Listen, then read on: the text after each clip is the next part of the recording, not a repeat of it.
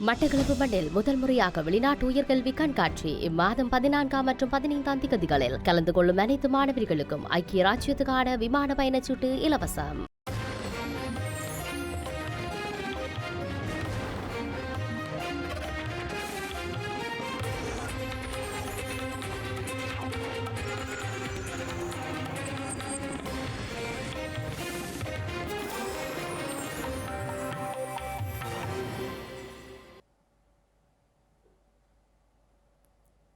வணக்கம். இது ஐபிசி தமிழின் பிரதான செய்திகள். முதலில் தலைப்புச் செய்திகள். தையிட்டியில் தொடரும் விகாரை எதிர்ப்பு போராட்டம்.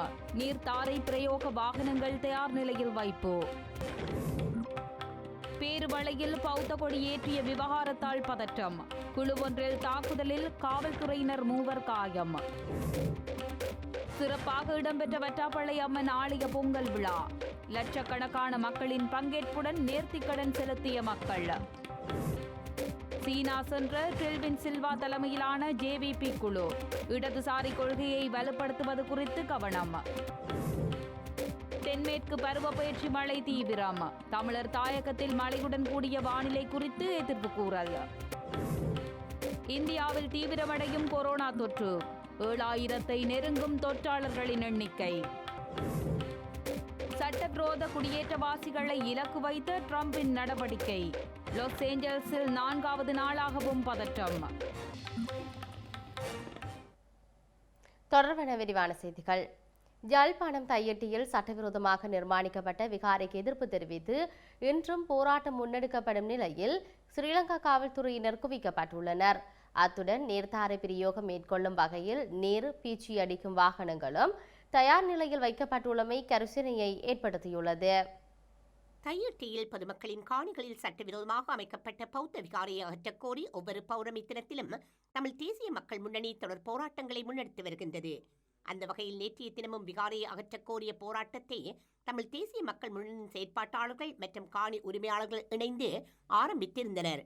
இந்த போராட்டம் இன்று 2வது நாளாகவும் தொடரும் நிலையில் இன்றும் நாளையும் போராட்டத்தில் ஈடுபடுவதற்கு நாடாளுமன்ற உறுப்பினரான கஜேந்திரகுமார் பொன்னம்பலம் உள்ளிட்ட 27 பேருக்கு மல்லாகம் நீதவான் நீதிமன்றத்தினால் தடை உத்தரவு பிறப்பிக்கப்பட்டுள்ளது.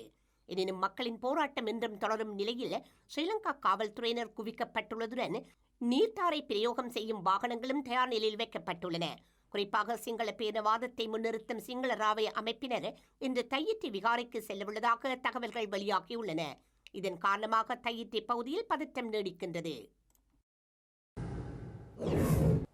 தமது போராட்டத்தை முடக்க எடுக்கும் நடவடிக்கையானது தையிட்டியில் சட்டவிரோத விகாரையில் உள்ள தீரரை பாதுகாப்பதற்கான அனுர அரசின் இன அடக்குமுறை செயற்பாடு என ஸ்ரீலங்காவின் முன்னாள் நாடாளுமன்ற உறுப்பினர் செல்வராச கச்சேந்திரன் தெரிவித்துள்ளார்.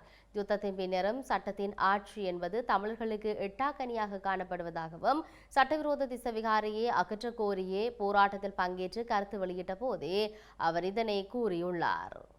யுத்தம் முடிந்து 15 வருடங்களின் பின்னரும் சட்டத்தின் ஆட்சி என்பது தமிழர்களுக்கு எட்டாக்கனியாகவே இருக்கின்றது. அவ்வாறான ஒரு சூழலிலே இந்த சட்டவிரோதமான கட்டடம் அகற்றப்பட்டு அந்த காணிகள் உரிமையாளர்களிடம் ஒப்படைக்கப்பட வேண்டும். அந்த காணி உரிமையாளர்களுடைய உறுதிகள் அனைத்தும் அவர்களிடம். இன்றைய தினம் நாங்கள் இங்கே இந்த போராட்டத்தில் வழமை போன்று நாங்கள் அமைதியான ஒரு போராட்டத்தில் ஈடுபடுகின்ற நிலையிலே பல நூற்றுக்கணக்கான போலீசார் குவிக்கப்பட்டிருக்கிறார்கள். கலகமடக்கும் போலீசார் குவிக்கப்பட்டிருக்கிறார்கள். அந்த நீர்த்தாரை பிரயோகம் செய்கின்ற அவர்களுடைய அந்த வாகனம் இங்கே கொண்டு வரப்பட்டிருக்கின்றது. குண்டாந்தரிகளோடும் போலீசார் இங்கே வந்திருக்கிறார்கள். இந்த செயல்பாடுகள் என்பது ஒரு இனவாத அடிப்படையிலே தான் இவர்களால் முன்னெடுக்கப்படுகின்றது. ஒரு சட்டவிரோத கட்டடத்துக்குள் ஒரு பிக்கு இருக்கிறார். அந்த பிக்குவை பாதுகாப்பதற்காக அனுர அரசினுடைய அரசாங்கத்தினுடைய பெருந்தொகை பணத்தை செலவழித்து அனுர அரசாங்கம் யாழ்ப்பாணத்தில் இருக்கக்கூடிய எல்லா போலீஸ் நிலையங்களில் இருந்தும் போலீசாரை கொண்டு வந்திருப்பது மட்டுமல்லாமல் தென்பகுதியில் இருந்தும் பல நூற்றுக்கணக்கான போலீசாரை கொண்டு வந்திருக்கின்றார்கள். உண்மையிலே சட்டவிரோத செயற்பாடுகளில் ஈடுபவர்களை கட்டுப்படுத்துவதற்கு பதிலாக உரிமைக்காக போராடுபவர்களுக்கு எதிராக இவ்வளவு ஒடுக்குமுறைகளை மேற்கொள்வதற்காக இவர்கள் இந்த போலீசாரையும் கொண்டு வந்து இந்த தடியடி குண்டாந்தடிகளையும் கொண்டு வந்து அச்சுறுத்தி எங்களுடைய இந்த போராட்டத்தை ஒடுக்குவதற்கு முயற்சிக்கிறார்கள். பேருவளை மீன்பிடி துறைமுகத்துக்கு அருகில் குழு ஒன்றினால் தாக்கப்பட்டதில் காயமடைந்த பேருவளை காவல்துறையின் குற்றப்பிரிவு தலைவர் உட்பட 3 காவல்துறை அதிகாரிகள் மருத்துவமனையில் அனுமதிக்கப்பட்டுள்ளனர். பொசனை முன்னிட்டு வாகனத்தில் பௌத்த கொடியை பறக்கவிட்டமை தொடர்பாக காவல்துறையினருக்கும் குழுவினருக்கும் இடையில் ஏற்பட்ட முரண்பாட்டை அடுத்து இந்த சம்பவம் இடம்பெற்றுள்ளது. பேருவள மீன்பிடி துறைமுகத்திற்கருகில் கொடியேற்றுதல் மற்றும் விளக்குகளை ஒளிரவிடச் செய்யும் நடவடிக்கையை மேற்கொண்டிருந்த குழுவிடம் வீதியை மறித்து இடையூறு ஏற்படுத்த வேண்டாம் என காவல்துறையினர் அறிவுறுத்தியுள்ளனர். இதனை அடுத்து இந்த குழுவினர் காவல்துறையினருடன் வாக்குவாதத்தில் ஈடுபட்டதுடன் வாக்குவாதம் முற்றியதை அடுத்து அவர்கள் காவல்துறையினரை தாக்கியதாக தெரிவிக்கப்பட்டுள்ளது. இந்த தாக்குதலில் காயமடைந்த காவல்துறையினர் நாகுடா வைத்தியசாலையில் அனுமதிக்கப்பட்டுள்ளனர். தாக்குதல் நடத்திய குழுவினரை அங்கிருந்து கலைத்து நிலைமையை கட்டுப்படுத்தும் வகையில் வானத்தை நோக்கி துப்பாக்கிச்சூடு நடத்தப்பட்டதாக காவல்துறையினர் தெரிவித்தனர். இந்த சம்பவம் தொடர்பாக 5 சந்தேக நபர்கள் கைது செய்யப்பட்டுள்ள நிலையில் காவல்துறையினர் மேலதிக விசாரணைகளை முன்னெடுத்துள்ளனர். வரலாற்று சிறப்புமிக்க முல்லைத்தீவு வெற்றாப்பளை கண்ணகி அம்மன் ஆலயத்தின் வருடாந்த வைகாசி விசாக பொங்கல் விழா வெகு சிறப்பாக இடம்பெற்றுள்ளது. நாட்டின் பல்வேறு பகுதிகளில் இருந்தும் வருகை தந்த லட்சக்கணக்கான மக்கள் இந்த பொங்கல் விழாவில் பங்கேற்று கண்ணகி அம்மனின் அருளாசிகளை பெற்றனர். வைகாசி மாதத்தில் வரும் விசாகம் அம்மனுக்கு ஒரு சிறப்புமிக்க நாளாக கருதப்படுகின்றது. இந்த வைகாசி விசாகத்தில் வெற்றாப்பளை கண்ணகி அம்மன் ஆலயத்தில் வருடாந்த பொங்கல் விழா நடைபெறுவதுடன் பாக்குத்தெண்டலுடன் கடந்த 26ஆம் தேதி இந்த பொங்கல் விழா ஆரம்பித்தது. அதனைத் தொடர்ந்து கடந்த 2ஆம் தேதி திங்கட்கிழமை தீர்த்த உற்சவம் இடம்பெற்று காட்டா விநாயகர் ஆலயத்தில் உப்பு நீரில் விளக்கு எரிக்கப்பட்டது. இறுதியாக நேற்று முன்தினம் ஞாயிற்றுக்கிழமை காட்டா விநாயகர் ஆலயத்தில் இடம்பெற்ற பொங்கல் விழாவை தொடர்ந்து மடப்பண்டமானது வெற்றாப்பளை கண்ணகி அம்மன் ஆலயத்திற்கு எடுத்துச் செல்லப்பட்டது. இதனைத் தொடர்ந்து நேற்று நள்ளிரவுக்கு முன்னர் கண்ணகி அம்மனுக்கான பொங்கலானது வளர்ந்து வைத்தலுடன் ஆரம்பமாகி இடம்பெற்றது. இந்த பொங்கல் விழாவில் பல்லாயிரக்கணக்கான பக்தர்கள் தமது நேர்த்திக் கடன்களை நிறைவேற்றியதை அவதானிக்க முடிந்தது. பாட்செம்பு, தீச்சட்டி, காவடி, தூக்கு காவடி என பக்தர்கள் தமது நேர்த்திக் கடன்களை நிறைவேற்றினர்.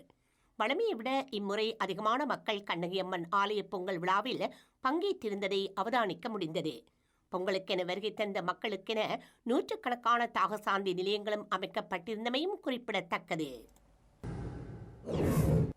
சீன கம்யூனிஸ்ட் கட்சியின் அழைப்பின் பேரில் சீனாவுக்கு உத்தியோகபூர்வ விஜயம் மேற்கொண்டுள்ள மக்கள் விடுதலை முன்னணியின் பொதுச் செயலாளர் டில்வின் சில்வா சீனாவின் ஷிஜியாங் மாகாண ஆளுநரை சந்தித்துள்ளார்.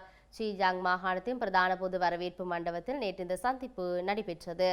இடதுசாரிகளான மக்கள் விடுதலை முன்னணி மற்றும் சீன கம்யூனிஸ்ட் கட்சி ஆகியவற்றுக்கு இடையேயான உறவுகளை வலுப்படுத்துவதற்கான தொடர்ச்சியான முயற்சிகளின் ஒரு பகுதியாக டில்வின் சில்வா தலைமையிலான JVP-யை பிரதிநிதித்துவப்படுத்தும் குழு சீனாவுக்கு சென்றுள்ளது. ஸ்ரீலங்காவிற்கும் சீனாவிற்கும் இடையிலான நீண்டகால நட்புறவு, JVP மற்றும் சீன கம்யூனிஸ்ட் கட்சிக்கும் இடையிலான உறவு குறித்து இந்த சந்திப்பில் கலந்துரையாடப்பட்டுள்ளது. ஸ்ரீலங்காவின் பொருளாதார மீட்சிக்கு உதவ ஷிஜியாங் மாகாணத்தின் ஆதரவை பெறுவதற்கான வாய்ப்புகளையும் இரு தரப்பினரும் ஆராய்ந்துள்ளனர். தேசிய மக்கள் சக்தி அரசாங்கத்தின் தலைமையில் ஸ்ரீலங்கா ஒரு தெளிவான வளர்ச்சி திட்டத்துடன் முன்னேறி வருவதாகவும் பொருளாதாரத்தை மீண்டும் கட்டி எழுப்புவதையும் பல தசாப்த கால ஊழல் நிறைந்த ஆட்சியை முடிவுக்கு கொண்டு வருவதையும் நோக்கமாக கொண்டுள்ளதாகவும் டில்வின் சில்வா குறிப்பிட்டார். சீனாவின் வளர்ச்சி அனுபவங்களிலிருந்து, குறிப்பாக ஷிஜியாங் மாகாணத்தின் அனுபவங்களிலிருந்து கற்றுக்கொள்ள முடியும் எனவும் மக்கள் விடுதலை முன்னணியின் பொதுச் செயலாளர் நம்பிக்கை வெளியிட்டுள்ளார். இந்த கூட்டத்தில் இளைஞர் விவகார பிரதியமைச்சர் இரங்க குணசேகர, பிரதியமைச்சர் முனீர் முலாஃபர், நாடாளுமன்ற உறுப்பினர்களான எம் ஜெகதீஸ்வரன், தீப்தி வாசலதில்கே, தர்மபிரியா விஜயசிங்க மற்றும் தூதுக்குழுவின் ஏனைய உறுப்பினர்களும் பங்கேற்றிருந்தனர். சீன தரப்பில் மாகாண துணை ஆளுநர் லுஷான் மற்றும் சீன கம்யூனிஸ்ட் கட்சியின் தெற்காசிய பிரிவின் சர்வதேச துறையைச் சார்ந்த பான் சுபின் உள்ளிட்ட மூத்த சீன கம்யூனிஸ்ட் கட்சி அதிகாரிகளும் இந்த கலந்துரையாடல்களில் கலந்து கொண்டிருந்தனர். தென்மேற்கு பருவமழையின் தாக்கம் காரணமாக இன்று முதல் நாட்டின் தென்மேற்கு பகுதியில் மழை பெய்யும் என எதிர்வு கூறப்பட்டுள்ளது. நாட்டுக்குள்ளும் நாட்டை சுற்றியுள்ள கடல் பகுதிகளிலும் பலத்த காற்று வீசும் என வளிமண்டலவியல் திணைக்களம் மேலும் குறிப்பிட்டுள்ளது. மேற்கு சபரகமுவ, மத்திய மற்றும் வடமேற்கு மாகாணங்களிலும் காலி மற்றும் மாத்தறை மாவட்டங்களிலும் அவ்வப்போது மழை பெய்யும் என வளிமண்டலவியல் திணைக்களம் குறிப்பிட்டுள்ளது. மேற்கு மற்றும் சபரகமுவ மாகாணங்களிலும் நுவரெலியா, கண்டி, காலி மற்றும் மாத்தறை மாவட்டங்களின் சில இடங்களிலும் 100 மில்லிமீட்டர் அளவுக்கு பலத்த மழை பெய்யக்கூடும் எனவும் தெரிவிக்கப்பட்டுள்ளது. வடக்கு மாகாணத்திலும் அனுராதபுரம் மற்றும் ஹமாந்தோட்டை மாவட்டங்களிலும் பலத்த மழை பெய்யக்கூடும் எனவும் கணிக்கப்பட்டுள்ளது. பதுளை, அம்பாறை மற்றும் மட்டக்களப்பு மாவட்டங்களில் பிற்பகல் அல்லது இரவில் மழை அல்லது இடியுடன் கூடிய மழை பெய்யக்கூடும் எனவும் தெரிவிக்கப்பட்டுள்ளது. மத்திய மலைநாட்டின் மேற்கு சரிவுகளிலும் வடக்கு, வடமத்திய, வடமேற்கு மற்றும் தெற்கு மாகாணங்களிலும் திருகோணமலை மாவட்டத்திலும் அவ்வப்போது மணித்தியாலத்திற்கு 50 கிலோமீட்டர் வேகத்தில் பலத்த காற்று வீசக்கூடும் எனவும் திணைக்களம் கணிப்பிட்டுள்ளது. இடியுடன் கூடிய மழை பெய்யும் போது தற்காலிகமாக பலத்த காற்று மற்றும் மின்னல் தாக்கத்தால் ஏற்படும் சேதங்களை குறைக்க போதுமான முன்னெச்சரிக்கை நடவடிக்கைகளை எடுக்குமாறு பொதுமக்களை வளிமண்டலவியல் திணைக்களம் அறிவுறுத்தியுள்ளது.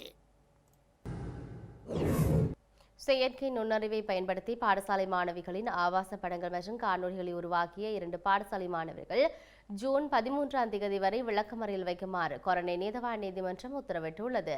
சந்தேக நபர்கள் மாணவிகளின் முகங்களை பயன்படுத்தி இந்த செயற்கை நுண்ணறிவு காணொலிகள் மற்றும் படங்களை உருவாக்கி பாடசாலையின் வாட்ஸ்அப் குழுக்களில் பரப்பியதாக தெரிவிக்கப்படுகின்றது.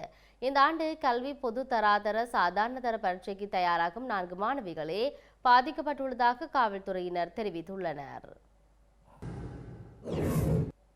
இந்தியாவில் நாடு முழுவதும் கொரோனா தொற்று எண்ணிக்கை 7000-ஐ அண்மித்துள்ளது. இந்த நிலையில் கடந்த 24 மணித்தியாலங்களில் கொரோனா தொற்றினால் பீடிக்கப்பட்ட 3 உயிரிழந்துள்ளனர்.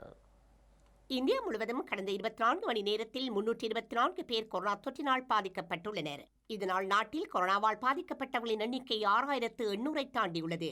கேரளா, டெல்லி மற்றும் ஜார்க்கண்ட் மாநிலத்தைச் சேர்ந்த தலா ஒருவர் கொரோனா தொற்று பாதிப்பால் உயிரிழந்துள்ளதாக மத்திய சுகாதாரத்துறை அறிவித்துள்ளது. அதிகபட்சமாக கேரளாவில் 2000க்கும் மேற்பட்டோர் கொரோனாவால் பாதிக்கப்பட்டுள்ளதுடன் குஜராத்தில் தொற்றுக்குள்ளானவர்களின் எண்ணிக்கை 1000-ஐ தாண்டியுள்ளது. தமிழ்நாட்டில் இன்று புதிதாக 25 பேருக்கு கொரோனா தொற்று உறுதி செய்யப்பட்டுள்ளது. இதன் மூலம் கொரோனா தொற்று பாதித்து சிகிச்சை பெற்று வரும் நோயாளிகளின் எண்ணிக்கை 219ஆக உயர்ந்துள்ளது. இதேவேளை கடந்த 24 மணி நேரத்தில் கொரோனா தொற்றினால் பாதிக்கப்பட்ட 18 பேர் குணமடைந்துள்ளதாக இந்திய மத்திய சுகாதார அமைச்சு கூறியுள்ளது. அமெரிக்காவின் லாஸ் ஏஞ்சல்ஸ் நகரில் ஆர்ப்பாட்டங்கள் தொடரும் நிலையில் மேலதிக தேசிய பாதுகாப்பு படையினரை இடைநிறுத்துமாறு ஜனாதிபதி டொனால்ட் ட்ரம்ப் உத்தரவிட்டுள்ளார். குடிவரவு அதிகாரிகளுக்கு எதிராக இன்று 4வது நாளாகவும் லாஸ் ஏஞ்சல்ஸ் நகரில் ஆர்ப்பாட்டங்கள் தொடரும் நிலையில் அமெரிக்க ஜனாதிபதி இந்த உத்தரவை பிறப்பித்துள்ளார்.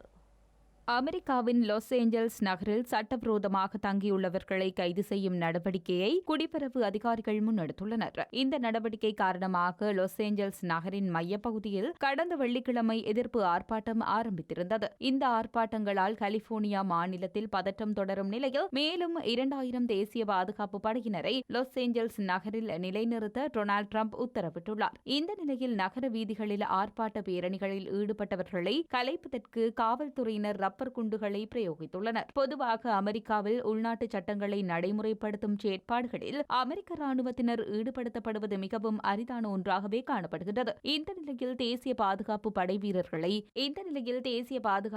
வீரர்களை தமது மாநிலத்தில் நிலைநிறுத்துவதற்கு கலிபோர்னியா மாநில ஆளுநர் கெவின் நியூசம் கடும் எதிர்ப்பை வெளியிட்டுள்ளார். கெவின் நியூசமின் அனுமதியின்றி தேசிய பாதுகாப்பு படை வீரர்கள் நிலைநிறுத்தப்பட்டமைக்கு எதிராக மாநில சட்டமா அதிபர் வழக்கு தாக்கல் செய்துள்ளமையும் குறிப்பிடத்தக்கது. செய்திகளின் நிறைவாக மீண்டும் தலைப்புச் செய்திகள். தையிட்டியில் தொடரும் விகாரை எதிர்ப்பு போராட்டம். நீர்த்தாரை பிரயோக வாகனங்கள் தயார் நிலையில் வைப்பு. பேருவளையில் பௌத்த கொடி ஏற்றிய விவகாரத்தால் பதற்றம். குழு ஒன்றில் தாக்குதலில் காவல்துறையினர் 3 காயம். சிறப்பாக இடம்பெற்ற வட்டாப்பளை அம்மன் ஆலய பொங்கல் விழா. லட்சக்கணக்கான மக்களின் பங்கேற்புடன் நேர்த்திக்கடன் செலுத்திய மக்கள். சீனா சென்ற டெல்வின் சில்வா தலைமையிலான ஜேவிபி குழு இடதுசாரி கொள்கையை வலுப்படுத்துவது குறித்து கவனம். தென்மேற்கு பருவப்பயிற்சி மழை தீவிரம். தமிழர் தாயகத்தில் மழையுடன் கூடிய வானிலை குறித்து எதிர்ப்பு கூறல். இந்தியாவில் தீவிரமடையும் கொரோனா தொற்று. 7000-ஐ நெருங்கும் தொற்றாளர்களின் எண்ணிக்கை.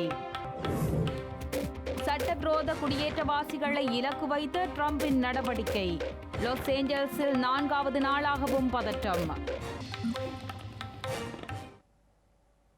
இத்துடன் ஐபிசி தமிழின் பிரதான செய்திகள் நிறைவு பெற்றன. உடனுக்குடன் செய்திகளை அறிந்து கொள்ள ibctamil.com என்ற இணையதளத்தை பார்வையிடுங்கள். வணக்கம்.